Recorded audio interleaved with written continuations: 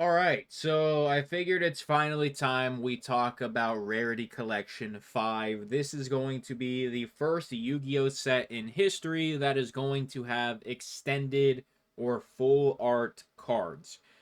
Right now, we are seeing these boxes pre-selling between 100 and 120. As you can currently see, they're up to 118. They've actually had a recent spike, and I'm kind of surprised because I have known about these full art things, these extended art cards for the last like 2 to 3 months, and I just happened to be thinking to myself, hey, whatever happened with that? And I researched a little bit, found out that the first one's ever going to be in this set, and it's very funny how this has spiked in like the last week. In the last like 10 days, there has been a little bit of a jump. But what I do want you to notice is there's some pretty good sales volume here. And these are just pre orders. This product doesn't come out for a bit. April 10th is when this product comes out, and there's still a decent amount of pre sales getting locked in. You can see that so far there has been 600 sales, 594 here, and the high was right when this got listed on TCG Player 150, and the low was $100. That was the lowest sale price for this product. 24 packs of box 5 cards per pack. So, what do I think about this? I think that there will be a very, very small window where other people are going to talk about this closer to the release date. I believe I will see Rudy talk about it. We'll see, what's his name? Ruxin talk about it. There's a few other creators that'll probably touch on it. Anon's going to touch on it. You're going to see Mason over at Cardinal touch on it. I don't know if Rob over at RNG does Yu-Gi-Oh or not, but this is a set that I think they will order. I don't know if the rarity collections are more expensive than the regular Yu-Gi-Oh sets. I would assume so. But I think regular Yu-Gi-Oh boxes distro cost is like 50 or 60 bucks, something along the lines of that, or 40 bucks. I don't know exactly what it is. I would assume these are going to cost a little bit more, but I think this is probably going to be the first profitable Yu-Gi-Oh set for a lot of those stores that have access to Yu-Gi-Oh distribution in a very long time. My guy where I get a lot of my product, he actually does have a lot of people asking him for Yu-Gi-Oh, and he's going to be shocked when I ask him for a box, and we'll see how it goes. I'm probably going to offer pre-orders for this product in a couple of weeks. I'm gonna wait a little bit just to give myself a little bit of a window, a buffer window. Because right now, let me check when I would have to ship stuff that I'm pre-selling right now. I mean, honestly, I could list it. I might actually list it. The problem is I do not know how expensive it might get until the release day, and I don't necessarily want to pre-order from somebody on TCG Player to lock mine in. So it's kind of a rough spot to be in because, like, for example, I have stuff for pre-order right now. Topps Heritage Baseball 2026, and that's sports cards, but I have pre-orders up for it, but I haven't pre-ordered any because I know that I'll be able to get some at release. It's not a TCG scalp to no end FOMO product. Like it's not going to change. There's going to be plenty of it. This I have no idea. I have absolutely no idea how much of this is going to be available. And if I could get pre-orders up and I could sell, if we do pre-orders at $9.99 a pack, I'm probably clearing like 7. So then, whatever, 120 divided by 7 is, if I could sell that many packs, then I would obviously order a box. So I'd have to sell like 17 packs just to get like 7 for free, or that's your profit, however you want to look at it. I don't think I would pre-sale that many. I genuinely don't. So we're gonna see what's gonna happen with this product, man. I did see some of the previews for some of those full art, extended art cards. I can only assume that they are going to put some of the bangers in the first set. There's no way they're going to start doing extended full art cards and not put, for example, that Blue Eyes in this set. If they decide to hold those, I think that's going to be a really really bad thing. Like it is going to drastically affect the sales of the next set that does have these you know insane cards in it. So let me see if I can find the picture of the Blue Eyes and some of the other extended arts. All right, so this is just an article on TCG Player. But you can see, right here, extended arts are arriving in Rarity Collection 5. Now, I don't know if every single one of these cards is going to be in that set. But I mean, just look at some of these Blue Eyes. Like they look great. Um, this Blue Eyes looks great. This Blue Eyes looks great. They genuinely do look good here, at least on the concept images. Now, whether they look great when they come out, I don't know.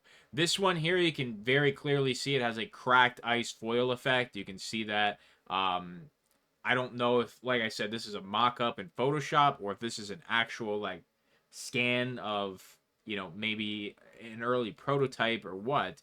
But these cards need to be blinged out to the max. I don't know if they're going to be textured or not.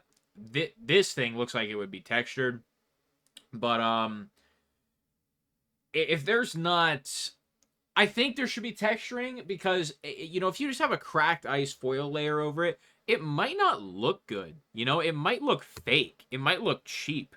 So you have to take that into consideration. They need to be like blinged out and look really nice. I will say some of the secret rares or super rares from Yu-Gi-Oh, they don't look bad in comparison to like regular rares and some of the higher rarities and stuff. But these, they need to make a difference and they need to make some noise. They need to be loud. They need to get the market talking. So moving down here, we have Dark Magician, which does look really sick. I think that's Dark Magician, but I could be wrong, genuinely, because it is so, like, new and crazy looking that I have no idea. That's just what I assume. And then we have the Elemental Hero here. And, I don't think these look as good, obviously. But they're also not iconic characters, at least for me. Elemental Hero, I know. This shooting Quasar Dragon, I don't know. As for, I don't know this card, and I don't know this card. Elemental Hero is like the only one that I know, and it was back when, you could get all 5 of them. I think there's 5. Maybe there's more, but you could get all the different heroes on your different cards and stuff.